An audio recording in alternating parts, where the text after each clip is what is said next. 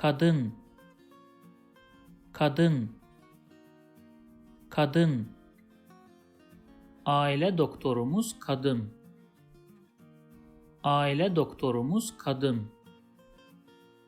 Aile doktorumuz kadın. Kadın beni görmedi. Kadın beni görmedi. Kadın beni görmedi.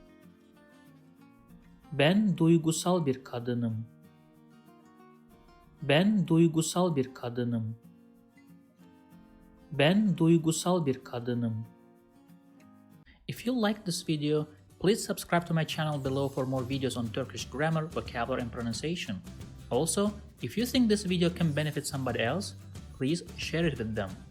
Last, if you have any comment or request, please provide your feedback in the comment section below and I'll do my best to respond as soon as possible.